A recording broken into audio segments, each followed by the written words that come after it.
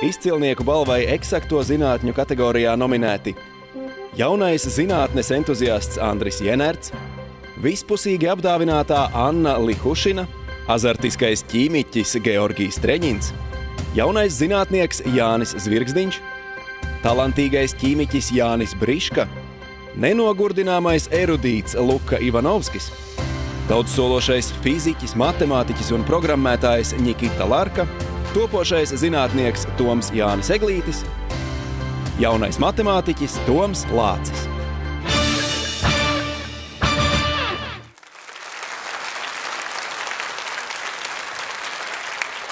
Kalviņa kungs, balva ir jūsu rokās. Jā, un jāsaka, ka balvu šodien iegūst ķīmiķis. Bet tas nav tikai ķīmiķis.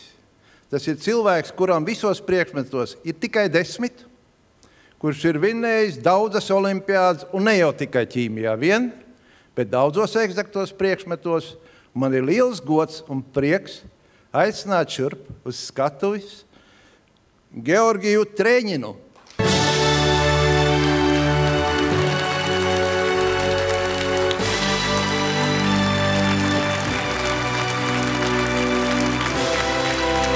Latvijas izcilnieku balvu eksakto zinātņu kategorijā saņem jaunais ķīmiķis Georgijs Treņins no Rīgas.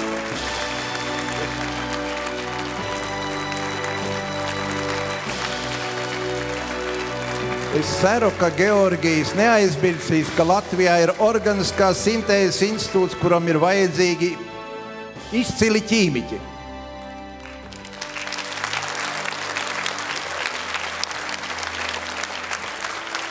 Un tagad palūkosimies, kādi tad ir Georgija sasniegumi.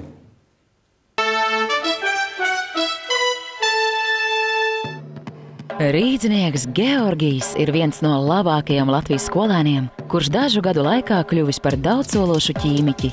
Sākumā ķīmija bija kārtējās zinības, kas jābūs pēc iespējas labāk, taču pēc pirmajiem panākumiem viss mainījās.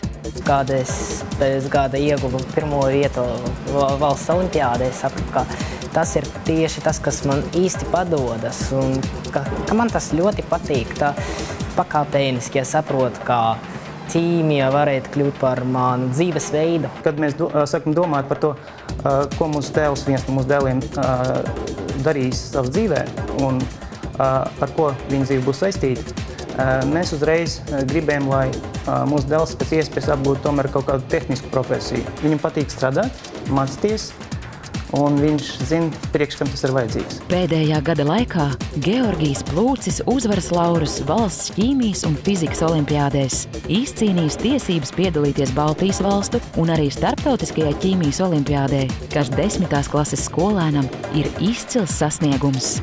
Panākumu iedrošināts, Georgijs pieteicās Latvijas izcilnieka stipendijai, un viņam izdevās pārsteigt žūriju. Viņam vispār ir visi desmitnieki, vidējā atzīme ir 10, tas nozīmē, ka viņam visos priekšmetos ir izcili 10, un pat sporta viņam ir izcili, tad viņš jau nav tāds, kas visu laiku tikai sēž uz mācas, tad viņš ir tiešām tātad plašam attīstīts puisis, un tas bija tā uzreiz kandidāts bez apspriešanas. Tieši praktiskajos darbos viņš ir ļoti precīzs, viņš ir mērķtiecīgs, arī ļoti kārtīgs.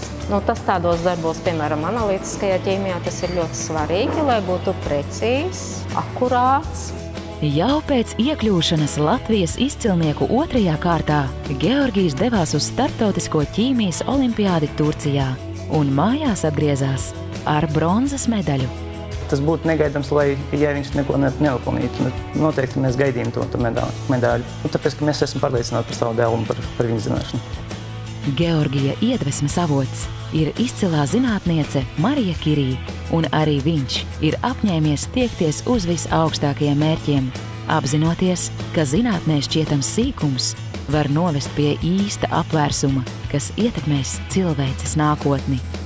Protams, ka visiem ķīmiķiem pastāv tāda tieksme pēc Nobeļa prēmijas, bet es nevaru nosaukt to par galveno. Nē, man gribētos izdarīt kaut ko, kas tiešām varētu nedaudz mainīt uz labāko pusi mūsu dzīvi.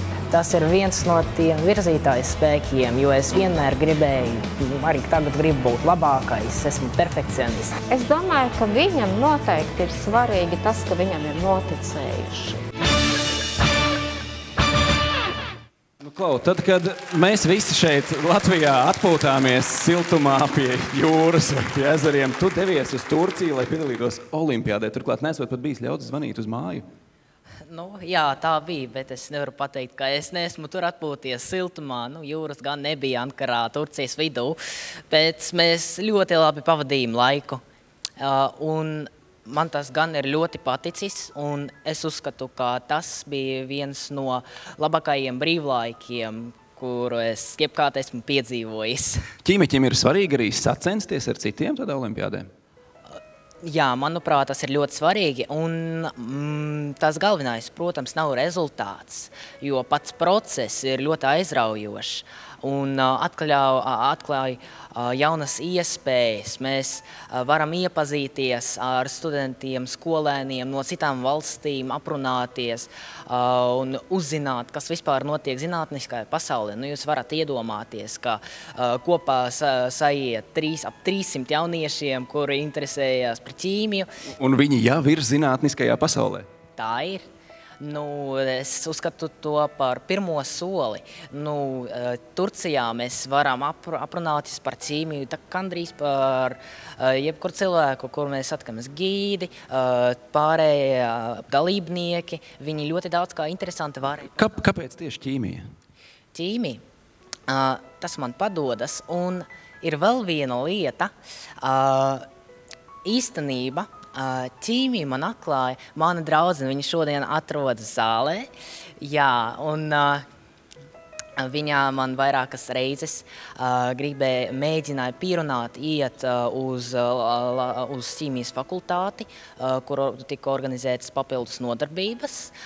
Un sākumā es biju tāds kā, nē, nu nav gluži laika, un tāds es vienreiz pamēģināju, un es atklāju savu citu ķīmiju, kura izrādās pat aizraujošāka nekā visi tie skolā rādītie eksperimenti ar uguni un nepatīkamām smakām un tā līdzīgo.